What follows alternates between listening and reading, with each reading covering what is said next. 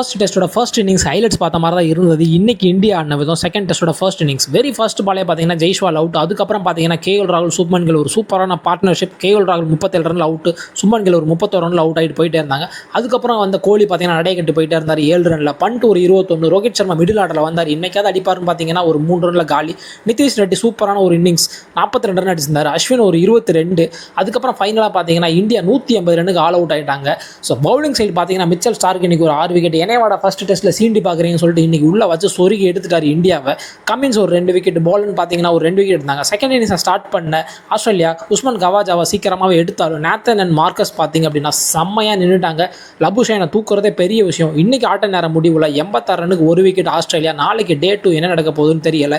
ஏன்னா பும்ராவே சீண்டி பார்க்குறாங்க ஆஸ்திரேலியா.